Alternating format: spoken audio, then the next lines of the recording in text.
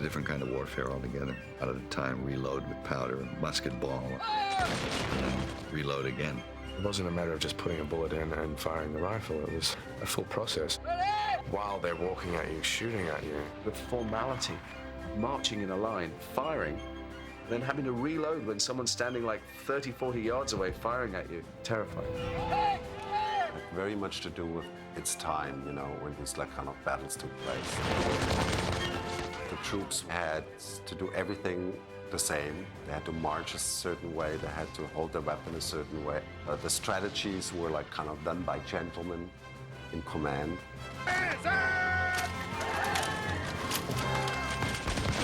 Imagine a maelstrom of chaos and violence. It would have seemed like an eternity because you were really just a target for somebody else. It was crazy and it was brutal. It was passion-driven. Dress right! It was left up to the heart of the man, you know. It wasn't about just pressing a button and dropping a bomb on the whole situation. It's a feeling of that like a couple of thousand people playing Russian roulette. Take it! And I really stretched that moment so people got what it really means.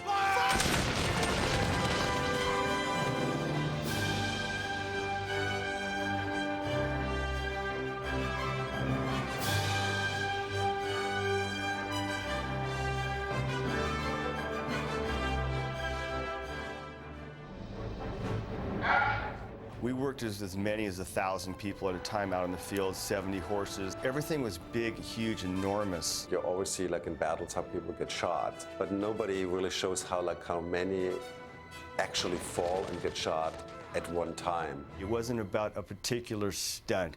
It was about how massive and how brutal war is in general. Most of these battles we would shoot one long take. We would start at the very beginning with everybody marching, the explosions starting, coming through the smoke.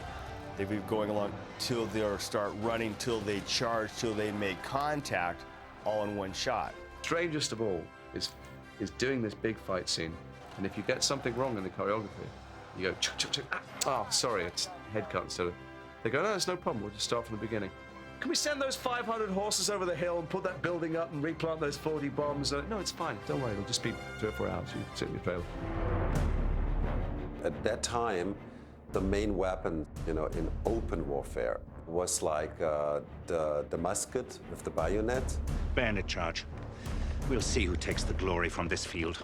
The Americans were very, very afraid of the English, especially of their accuracy and of their way how they use bayonets, which are really razor sharp, and a group of like a couple hundred people running at you with these like bayonets ahead of you like spears. This was really, really gruesome and it meant when you got hit by a bayonet and have a deep wound, you pretty much died. We had phony bayonets, rubber ones. Ready, team, go! But to get in close for the detail work, Flashing down this way, step back and jab. where you really see the glint of the hard metal, we had to use real ones.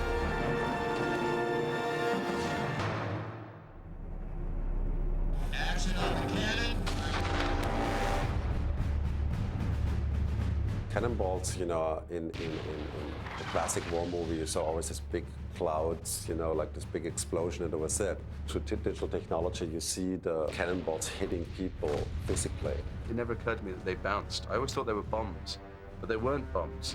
They were just these huge immovable objects that plow through people. We had some rigs built to put cannonballs on wires so you could line your troops up and have the cannonballs fly through the grass and have the stunt people fly out of the way as if they've been hit by them. We shot with one of our main stunt doubles, you know, and acted it out, what it would like feel like when your head gets blown off. And then we gave it like to our digital people. And when we first all saw it, we were like kind of nearly dropped. It was like everybody screaming. And that's a good sign when the people like without any sound and daily start screaming. And we kind of knew we were onto something. Mel Gibson did a lot of hand-to-hand fighting. Lord, make me fast and accurate. And he has an extreme talent for it. He's got 2 guns, cross pistols, carries 3 rifles. He can do all this and speed load at the same time, and Mel can do this.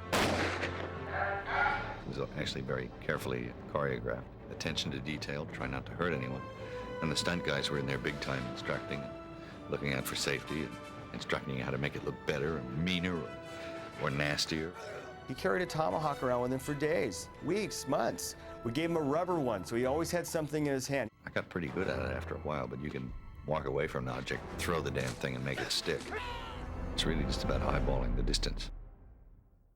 Where'd you learn all that riding, shooting, scavenging? My father taught me. Teach you any humility? He tried, it didn't take. Keith's ledger is very similar to Mel. He has an athletic kind of quality to him. Very serious about his fights he had to do. You don't have time to be scared when you're filming a battle scene. It's highly choreographed for reasons of personal safety, because you're so much concentrating about getting it right, but at the same time making it look like you haven't done it before, and at the same time act, and at the same time be aware of the camera.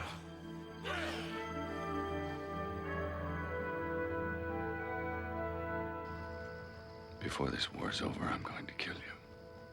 Why wait? Jason Isaacs is a true, like, English theater actor. They all learned that, like, in school. Sword fight is one of the first things, you know, they, like, know that I have to play a lot of Shakespeare. So they're very kind of good at that kind of stuff. The hardest thing was handling the horse to try and stay on camera and to try and stay, you know, in the right focus line around some of the explosions. My big fights with Mel, we choreographed very early and we worked on them every day for months. You know, the adrenaline was flowing. We were like kids fighting on the beach. We were hacking away at each other, but, you know, hopefully we didn't do any long-term damage. This is dangerous stuff. Always. We came up with an idea of having him drop to his knees and actually impaling the chest of the horse, which drops the legs out, which throws the rider off. Very violent and physical. It's a strength move. Never seen anybody who's like so elegant in his movements, and he's very powerful. He uses his tomahawk against a sword. So he starts fighting with that till finally he starts chiseling the tomahawk in half. He knows that like every moment of where he fights is not only a mechanical process, it's an acting moment. You actually get to see the sword make contact, and then it retracts itself inside, and it's all about how the body reacts to it. If the man reacts to it and you see it in his face, body makes certain motions, and you add blood and sweat and smoke and all these really cool little elements to it, it becomes real. The English, because they were trained soldiers, had a big advantage against the Americans, which was pretty much a group of farmers. Only out of despair and out of like, because they were the underdog, where they had like to come up with new ideas. We're militia. This is not regular army. That was their deal. They used to drop back and not be a target for anybody, and then fire back when they could. Sneakier sort of guerrilla war tactics. You know, this is not the conduct of a gentleman. If the conduct of your officers is the measure of a gentleman, I'll take that as a compliment. The Continentals, the Patriots, so to speak, were fighting for a reason. They had passion. They had fire in their bellies. They had a reason to win, and they won an impossible battle because of that. And that was like kind of the birth of freedom, and you saw it in the battles, and you saw it in a way, you know, how they fought.